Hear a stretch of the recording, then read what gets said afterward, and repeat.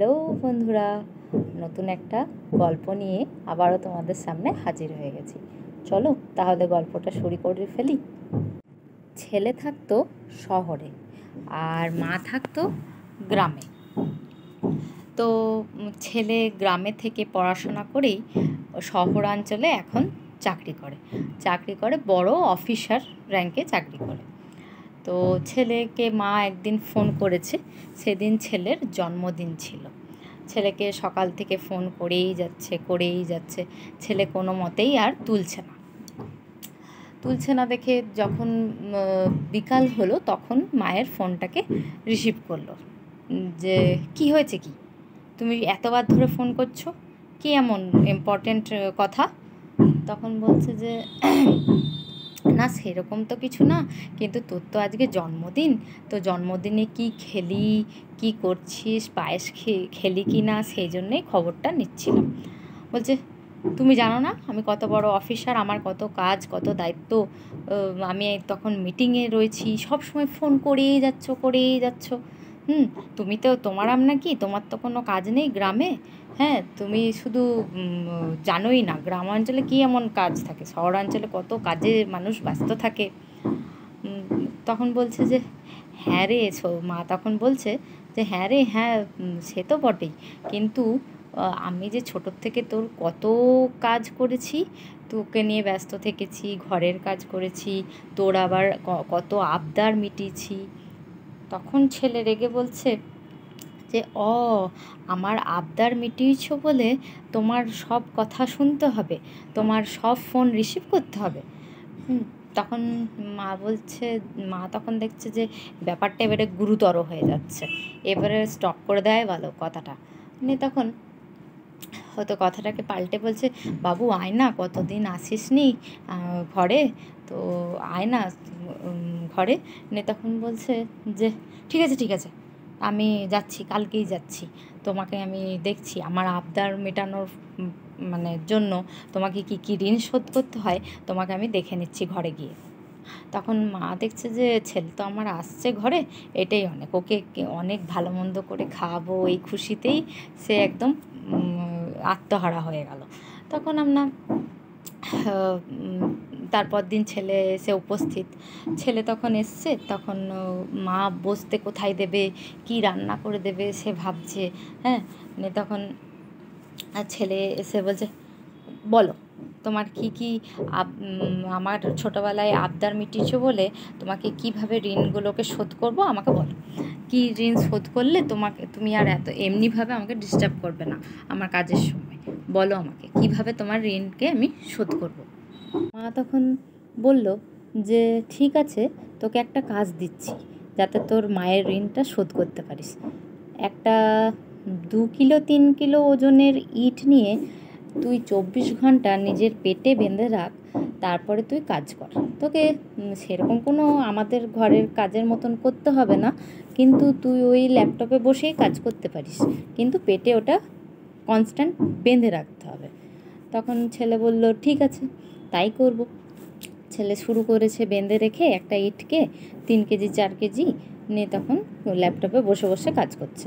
তখন কিছুক্ষণ গেছে, তখন মাকে বলছে, মা এটা বড় ইরিটেটিং করছে, এই ইটটার জন্য আমার কোমর পিঠ ধরে গেল, সারাক্ষণ এটা বয়ে বেড়ানো খুবই অসুবিধা হয়ে যাচ্ছে। মা তখন হেসে হেসে বলছে যে দেখলি তোর 24 ঘন্টা রাখতেই কেমন পিঠ কোমর ধরে গেল, তোর কেমন অসহ্য হয়ে গেল ইটটা, আর তোকে আমি 10 মাস 10 দিন ওই পেটে ধরে কত কাজ করেছি। তখন ছেলে বুঝতে পারলো, তখন বলছে ঠিক আছে। ছেলে তখন বলছে এইভাবে ঋণ শোধ করবো কেন, আরও অন্যভাবে বলো না, দেখো অন্যভাবে করতে পারি কি না।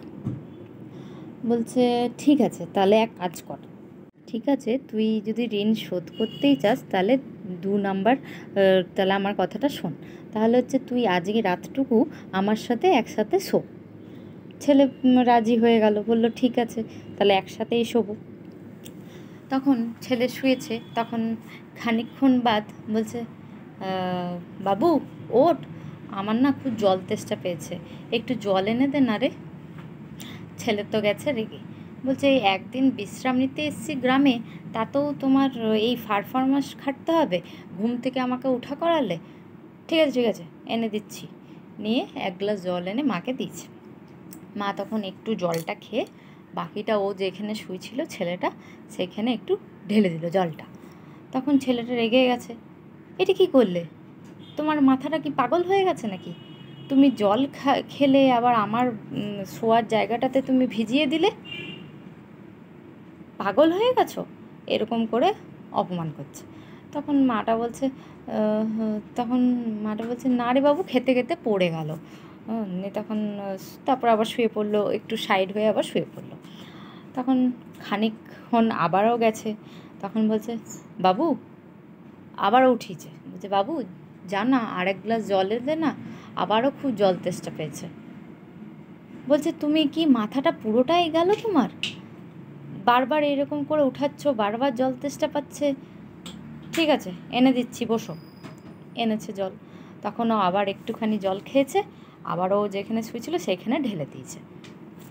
ছেলেটা গেছে রেগে, বলছে তোমাকে এরপর ডাক্তার দেখাতে হবে মাথার, এরকম করে তুমি আমার জায়গাটাতে ভিজিয়ে দিলে আমি কি করে শোবো?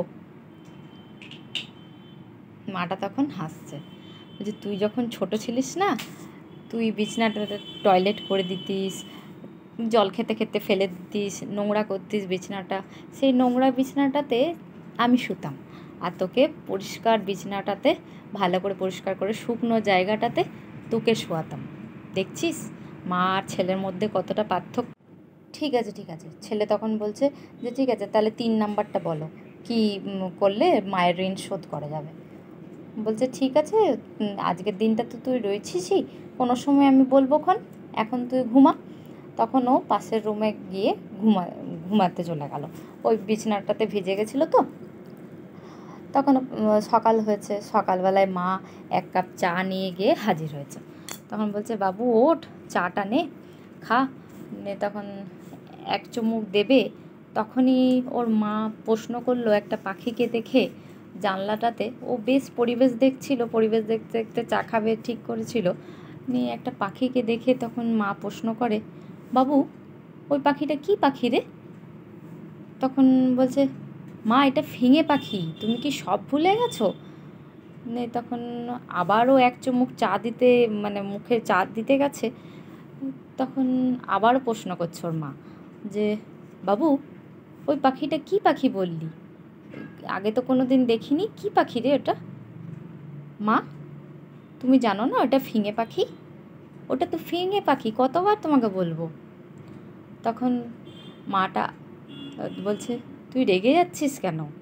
তুই জানিস তুই এই প্রশ্নটারও তুই হেরে গেলি। বলছে কেন? জানিস ছোটোবেলায় তুই যখন নানান কোশ্চেন করতিস আর একই প্রশ্ন বারবার করতিস, তখন আমি কিন্তু সব প্রশ্নের উত্তর দেওয়ার চেষ্টা করতাম, রাগতামই না। তুই কেন আজকে তাহলে রেগে গেলি আমার প্রশ্ন শুনে? বারবার একই কথা শুনে কেন রেগে যাচ্ছিস? তাহলে দেখছিস মা আর ছেলের মধ্যে কতটা পার্থক্য। মায়ের ঋণ কখনোই শোধ করা যায় না। তখন ছেলে নিজের ভুল বুঝতে পারলো যে না, মায়ের ঋণ সত্যিই শোধ করা যায় না, মা হচ্ছে সর্বশ্রেষ্ঠ, মায়ের ঋণ সত্যিই কোনো দিনই শোধ করা যায় না। তো তারপরে তারা দুজনে, ছেলে আর মায়ের একসাথে বোঝাপড়া হয়ে গেল, ছেলে নিজের ভুল বুঝতে পারলো, তারপরে ওদের মধ্যে আন্ডারস্ট্যান্ডিংটা বেশ ভালোই হয়ে গেল। তারপরে ছেলে মাকে নিয়ে গিয়ে শহরে একসাথে থাকতে লাগলো। তো গল্পটা তোমাদের কেমন লাগলো আমাকে বলো, আর কমেন্টে জানিও কেমন লেগেছে। ঠিক আছে, আজকের মতন গল্পটা এ পর্যন্তই। দেখা হবে নতুন ভিডিও বা কোনো গল্প নিয়ে। আজকের মতন টাটা। আর হ্যাঁ, ভালো লাগলে লাইক অ্যান্ড সাবস্ক্রাইব করতে ভুলো না। টাটা।